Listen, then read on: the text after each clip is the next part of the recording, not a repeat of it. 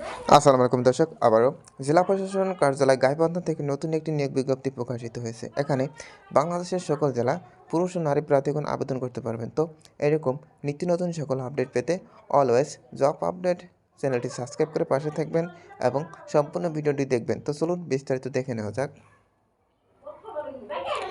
এখানে জনপ্রশাসন মন্ত্রণালয় সৌব অনুবিভাগ উদ্বুদ্ধ কর্মচারী শাখায় 6/10/2024 তারিখে এতনং স্মারকের পরিপ্রেক্ষিতে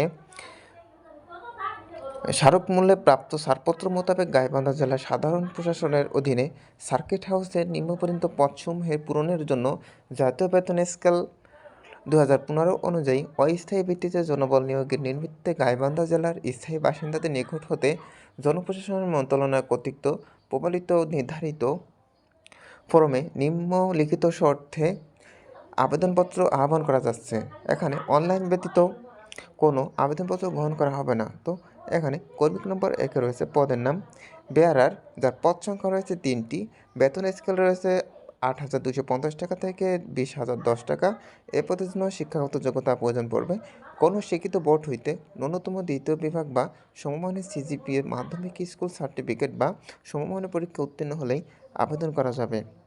এখানে কর্মী নম্বর 2 রয়েছে নিরাপত্তা প্রহরী, যার পদ সংখ্যা রয়েছে 3টি। এ পদের জন্য বেতন স্কেল রয়েছে 8,250 টাকা থেকে 20,010 টাকা। এ পদের জন্য শিক্ষাগত যোগ্যতা প্রয়োজন পড়বে। কোনো শিক্ষিত বোর্ড হইতে ন্যূনতম দ্বিতীয় বিভাগ বা সমমানের জিপিএ সহ মাধ্যমিক স্কুল সার্টিফিকেটে সমমান পরীক্ষা উত্তীর্ণ হলেই আবেদন করা যাবে।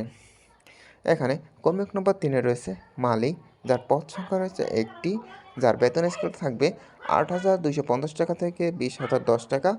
এ পদের জন্য শিক্ষাগত যোগ্যতা প্রয়োজন পড়বে। 8ম শ্রেণী পাশ হলে আবেদন করা যাবে। তো এখানে কর্মী নম্বর 4 রয়েছে পরিচ্ছন্নতা কর্মী, যার পদ সংখ্যা থাকবে 2টি। এ পদের জন্য বেতন স্কেল রয়েছে 8,250 টাকা থেকে 20,010 টাকা। এ পদের জন্য শিক্ষাগত যোগ্যতা প্রয়োজন পড়বে। 8ম শ্রেণী পাস বা জিএসসি সমমান পাস হলে আবেদন করা যাবে। তো এখানে আবেদন ফর্ম পূরণ ও পরীক্ষা অংশগ্রহণের ক্ষেত্রে নিম্নবর্ণিত শর্তাবলী অবশ্যই অনুসরণ করতে হবে। প্রার্থীকে অবশ্যই জন্মসূত্রে বাংলাদেশের নাগরিক ও গাইবান্ধা জেলার স্থায়ী বাসিন্দা হতে হবে। প্রার্থীর বয়স 17/12/2024 তারিখে অবশ্যই 18-32 বছরের মধ্যে থাকতে হবে। তবে বয়সের ক্ষেত্রে কোনো এফিডেভিট গ্রহণযোগ্য করা হবে না। নিয়োগের ক্ষেত্রে 23 জুলাই 2024 তারিখে 141 নং প্রজ্ঞাপনের আদেশ মতে মুক্তিযোদ্ধা, শহীদ মুক্তিযোদ্ধা ও বীরাঙ্গনা, ক্ষুদ্র ও নৃগোষ্ঠী, শারীরিক প্রতিবন্ধী এবং তৃতীয় লিঙ্গ সহ সরকার নির্ধারিত সকল কোঠা অনুসরণ করা হবে। এই নিয়োগে বিজ্ঞপ্তি শূন্য পদসমূহ পূরণে জনপ্রশাসন মন্ত্রণালয় মাঠ পর্যায়ে কর্মকর্তা কর্মচারী নিয়োগ বিধিমালা 2020 অনুসরণ করা হবে।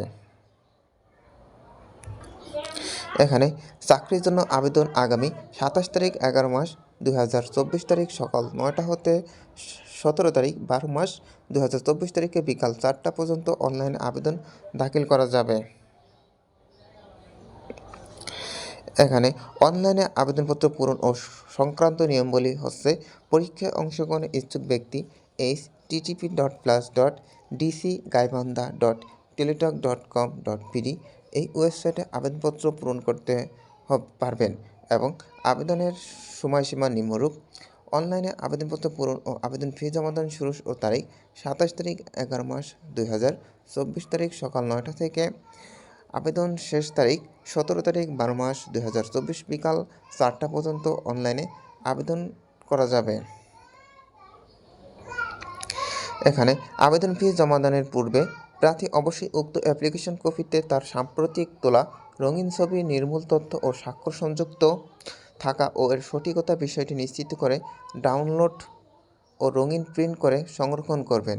অ্যাপ্লিকেশন কপিতে একটি ইউজার আইডি থাকবে এবং ইউজার আইডি ব্যবহার করে প্রার্থী নিম্নোক্ত পদ্ধতিতে যে কোনো টেলিটক প্রিপেড মোবাইল নম্বরের মাধ্যমে 2টি SMS এর মাধ্যমে পরীক্ষার ফি বাবদ 100 টাকা এবং অনলাইনে ফি বাবদ টেলিটক সার্ভিস চার্জ 12 টাকা। তো টোটাল অফারযোগ্য মোট 112 টাকা অবশ্যই 72 ঘন্টার মধ্যে জমা দিতে হবে। এখানে বিশেষভাবে উল্লেখ্য যে অনলাইনে আবেদনপত্রের সকল অংশ পূরণ করে সাবমিট করা হলেও পরীক্ষার ফি জমা না দেওয়া পর্যন্ত অনলাইনে আবেদনপত্র কোনো অবস্থাতেই গৃহীত করা হবে না। তো আজকে জানিয়ে দেওয়া হলো গাইবান্ধা ডিসি অফিসের কার্যালয়ে নিয়োগ সম্পর্কে। তো সবাই ভালো থাকবেন, সুস্থ থাকবেন। খোদা হাফেজ।